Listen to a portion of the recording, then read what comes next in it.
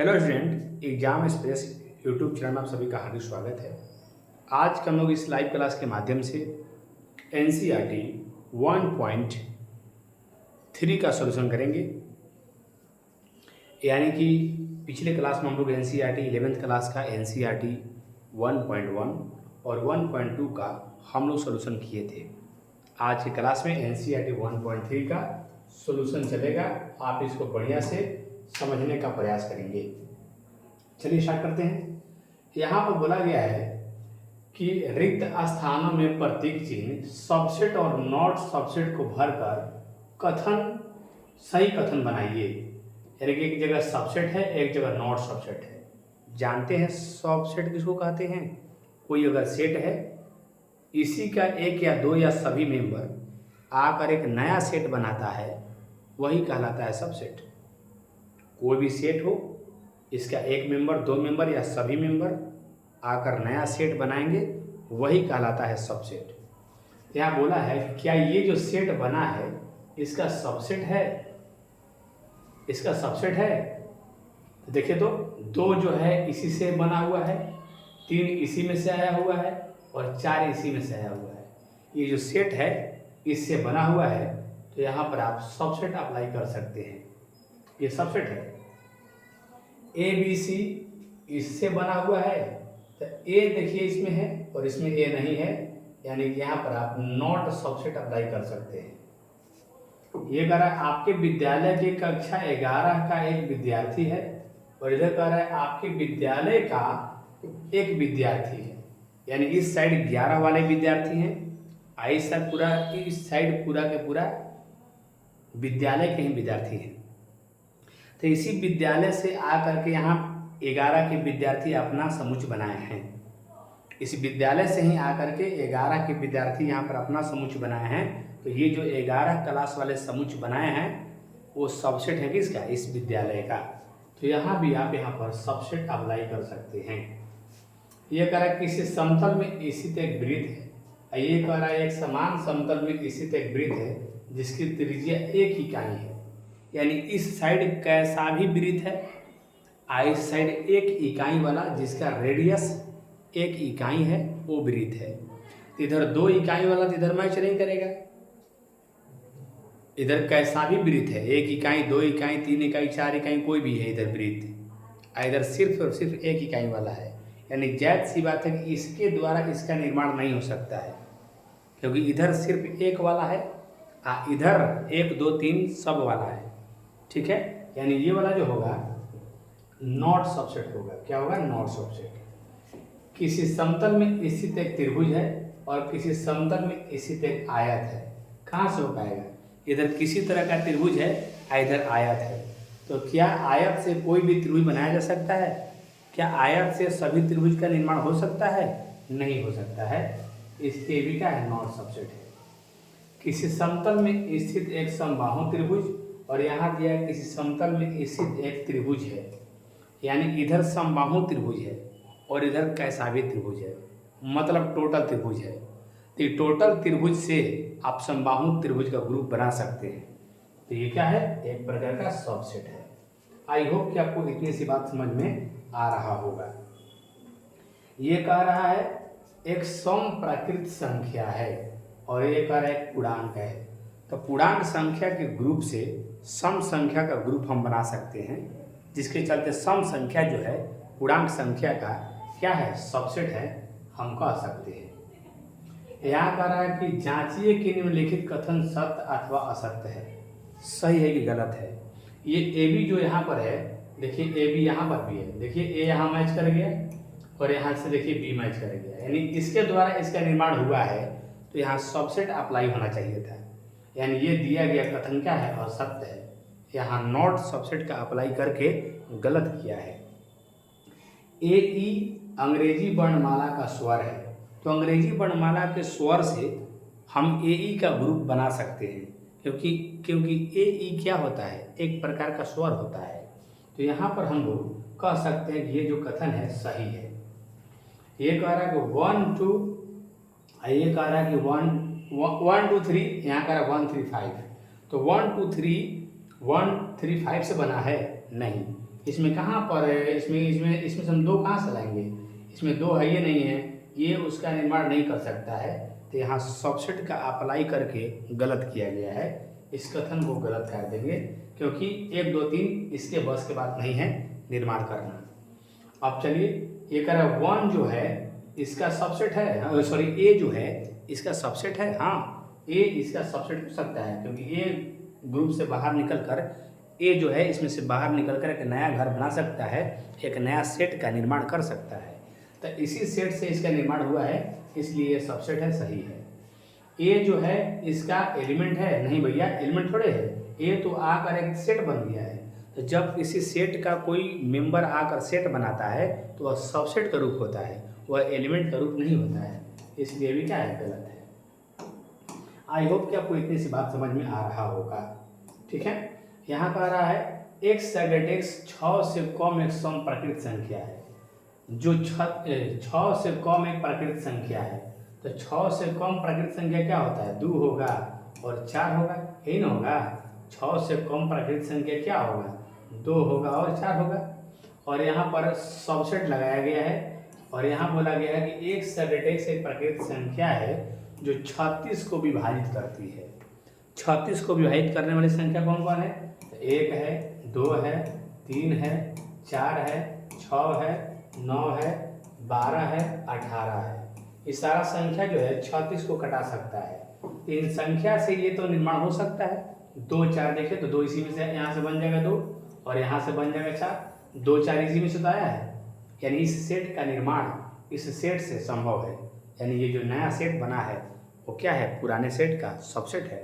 यानी ये भी कथन क्या है, सही है, यह कथन सत्य है, आप लोग कह सकते हैं। आगे क्वेश्चन दिया है, कह रहा है निम्नलिखित में से कौन सा सही है, वो कारण सहित बताना है। ठीक है, क्यों, क्योंकि यहाँ पर यह है, और क्यों सही है, क्यों गलत है, थोड़ा जवाब देंगे। तो देखिए, कोई मेंबर सबसेट कब कहलाएगा, जब उसमें से आके अपना घर बनाएगा, उसमें से आकर के अपना घर बनाएगा तब कहलाएगा सबसेट। अगर उसमें से डायरेक्ट आ करके रहेगा तो कहलाएगा एलिमेंट। जैसे मान लीजिए ए के पास में ध्यान देंगे 2 है, 3 है, इस तरह से है। अगर 1 यहाँ 1 2 3 है, 1 यहाँ आ गया अगर इस तरह से, तो 1 एलिमेंट कहलाएगा। लेकिन यही 1 अगर मान लीजिए यहाँ सेट बन जाएगा तो ये 1 जो है सबसेट कहलाएगा। तो 1 बाहर निकल करके इसी तरह से रहेगा तो एलिमेंट का रूप कहलाएगा।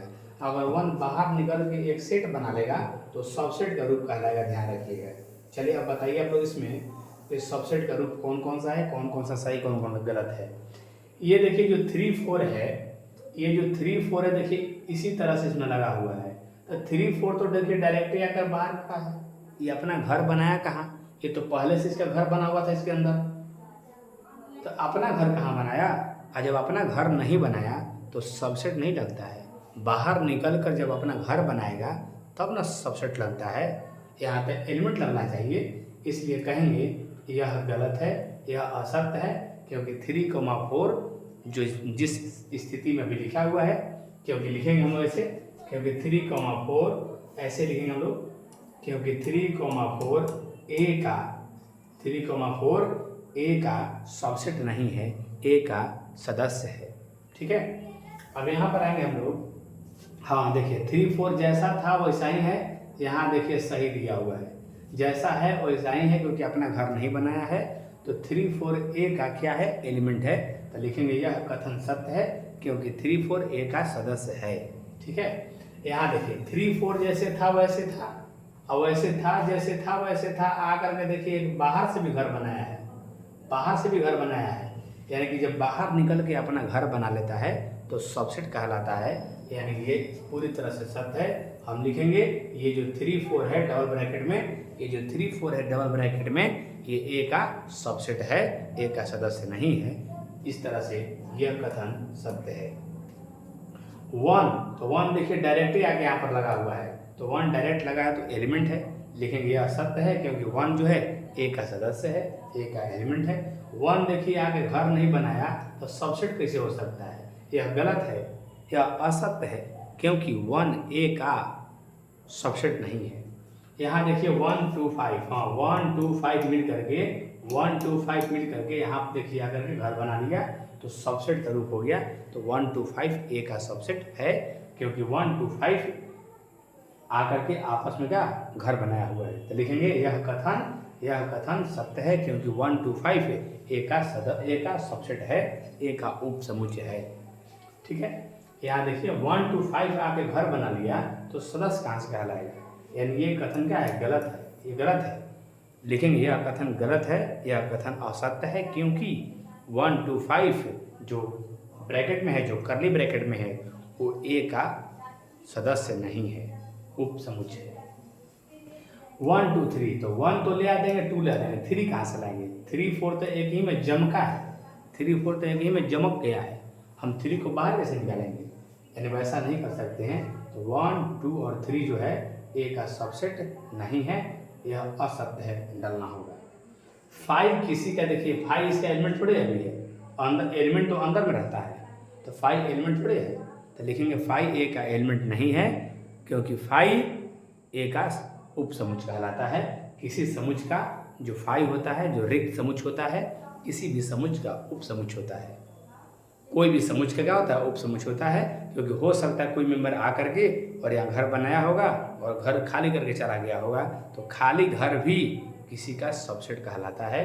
तो 5 ए का सबसेट है, यहाँ पर सत्य है, लेकिन ये वाला गलत है, ध्यान रखेंगे।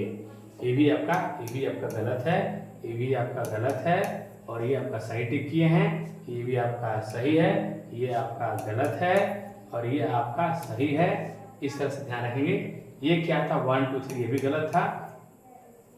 अब देखिए ये सही है, लिखेंगे ये 10 में लिखेंगे यह कथन सही है, क्योंकि 5 ए का कौन सी है, उप समुच्चय।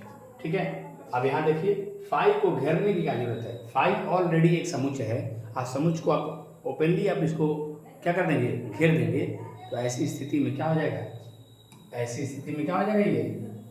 ये आपका नॉट सबसेट हो जाएगा, क्योंकि 5 ऑलरेडी सबसेट है। तो सबसेट को घेरेंगे, तो सबसेट को, सारे सबसेट को फिर से करली ब्रैकेट में डालने पर क्या मिल जाता है जानते हैं, मिल जाता है पावर सेट, शक्ति समुच्चय। ठीक है ना, तो ध्यान रखेंगे। ये भी आपका पूरी तरह से क्या है, ये भी आपका पूरी तरह से गलत है। आगे नेक्स्ट क्या कह रहा है, निम्नलिखित समुच्चयों के सभी उप समुच्चय लिखिए। तो सभी उप समुच्चय लिखना है तो कुछ नहीं है, बहुत आसान काम है लिखना। आगे बताते हैं। उप समुच्चय लिखते समय आपको ध्यान देना चाहिए, कि किसी समुच्चय का उप समुच्चय क्या होता है। तो उप समुच्चय लिखते समय देखना है कि इससे क्या क्या बनेगा।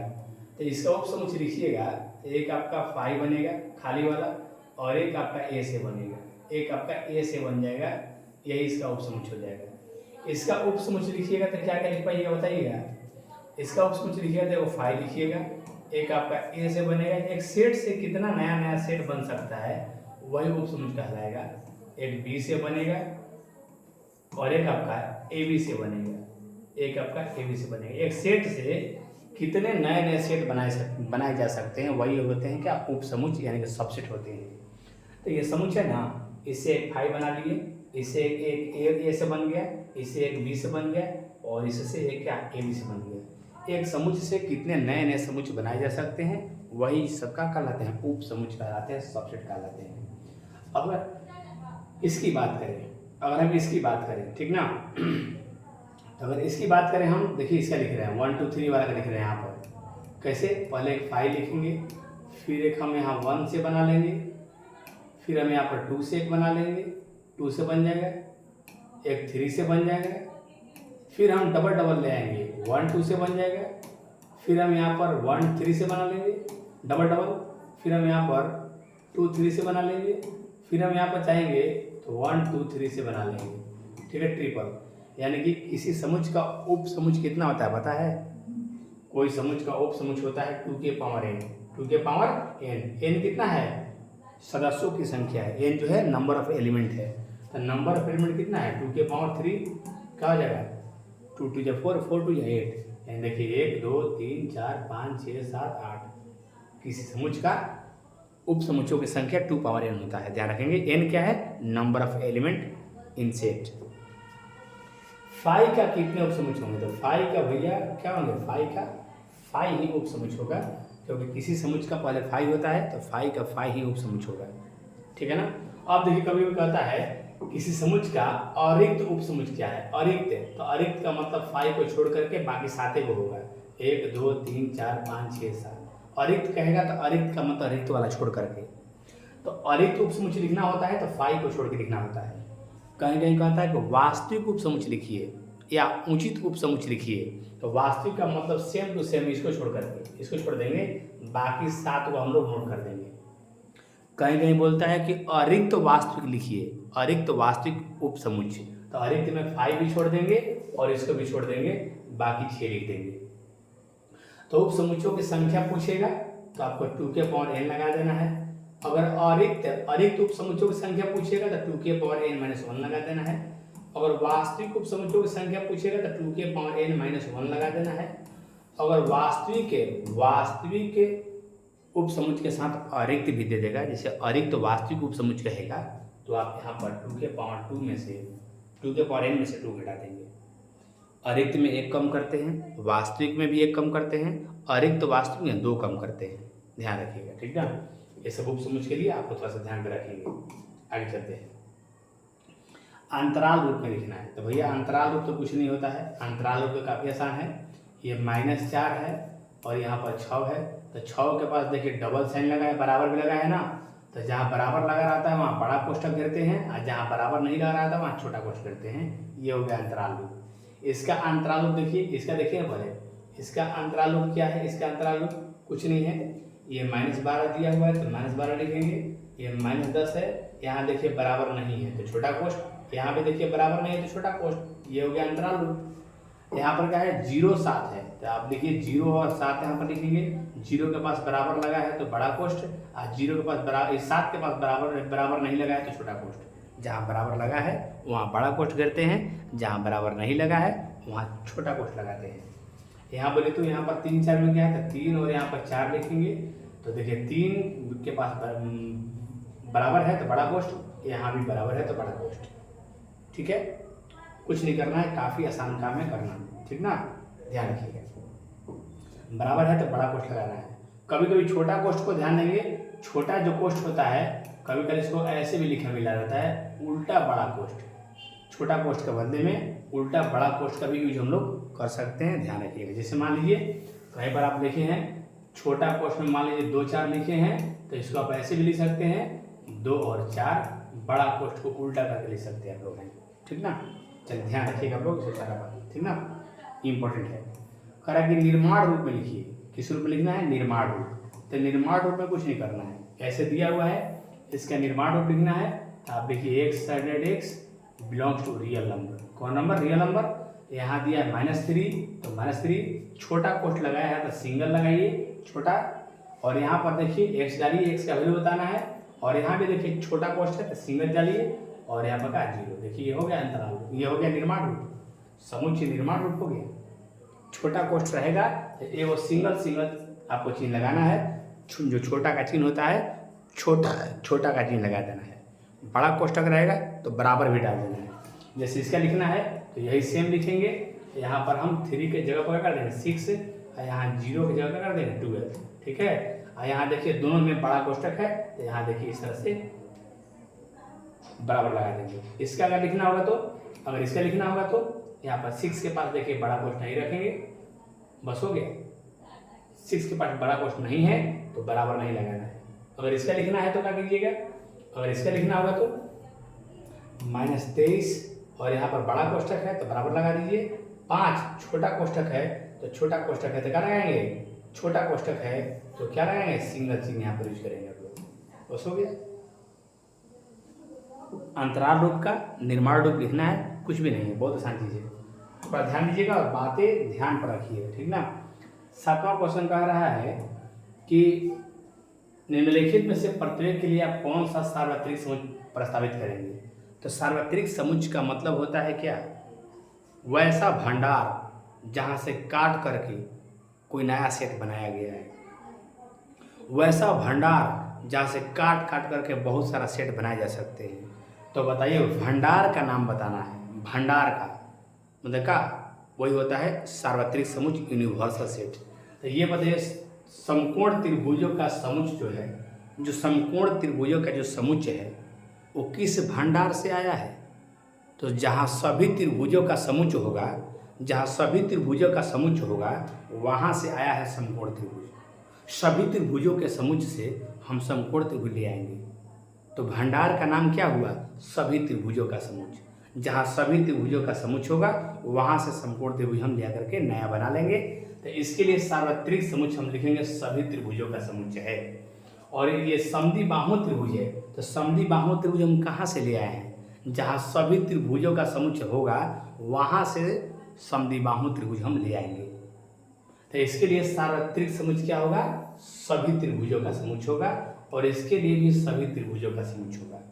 सार्वत्रिक समुच्चय बताना का मतलब उस भंडार का नाम बताना जहाँ से ये आया हुआ है। सार्वत्रिक समुच्चय बताना मतलब उस भंडार का नाम बताना जहाँ से ये आया है। तो समकोण त्रिभुज कहाँ से आया है? जहाँ सभी त्रिभुजों का समुच्चय होगा वहाँ से आया है। समद्विबाहु त्रिभुज कहाँ से आया है? जहाँ सभी त्रिभुजों का समुच्चय होगा वहाँ से आया है। तो दोनों के लिए सभी त्रिभुजों का समुच्चय होगा यूनिवर्सल सेट, सार्वत्रिक समुच्चय। कह रहा है कि ए यहाँ पर है, बी यहाँ पर है, सी इतना है। ए में 1 3 5 है, बी में 2 4 6 है, सी में 0 2 4 6 8 है। तो इसके लिए इन तीनों के लिए कौन सा सार्वत्रिक समुच्चय होगा? यानी कि ए बी सी किस भंडार से लाया गया है, ए बी सी किस भंडार का यूज करके बनाया गया है। तो हम देखते हैं इसके यूज से बना है क्या? 1 2 3 4 5 6 नहीं, इसके यूज से नहीं बना है, क्योंकि यहाँ पर एक 8 है। इसके बस के बाद कहाँ है? इस भंडार में तो 6 तक है, हमको 8 तक जाना है। यानी इस भंडार से ये तीनों नहीं बना है। भंडार का नाम दे रहे हैं, आपको हंसी आ रहा होगा। भंडार को ही कहते हैं सार्वत्रिक समुच्चय, यूनिवर्सल सेट। ठीक है ना? आइए, ये खाली है, खाली के बस की बात है, खाली से ही सब आया है, खाली से बस की बात है। जो मार्केट पूरी तरह से खाली है वहाँ से कुर्ता पैजामा खरीद के ला दीजिएगा आप? नहीं ना। तो बहुत सारा देखिए सेट आया है, खाली से आ जाएगा? नहीं। क्या इस भंडार से ये तीनों बनाया जा सकता है? बिल्कुल बिल्कुल। यहाँ देखिए 0 भी है, तो 0 यहाँ पर सामने है। 1 3 5 देखिए 1 3 5 है, 2 4 6 2 4 6 वहीं पे लगा हुआ है, 2 4 6 8 2 4 6 8 इसमें है। यानी इस भंडार से तीनों के तीनों सेट बनाया जा सकता है, यानी यही सार्वत्रिक समुच्चय हो सकता है। ये तो नहीं होगा क्योंकि इसके पास 0 नहीं है। तो बात ध्यान पर रखिए। और सेट्स जो थ्योरी है 11th क्लास का, वो काफ़ी इम्पोर्टेंट चैप्टर है, इतना ध्यान रखिएगा। हर एक कॉम्पिटिटिव एग्जाम में सेट थ्योरी से क्वेश्चन आते हैं, इसलिए बारी बारी से अपने चैनल पर हम सेट थ्योरी का या 11th क्लास का 12th क्लास का पूरा सिलेबस धीरे धीरे करके हम अपलोड करेंगे। आप हमारे चैनल के साथ बने रहिए। आज इतना ही तक। आप सभी को हमारे चैनल से जुड़ने के लिए बहुत बहुत धन्यवाद।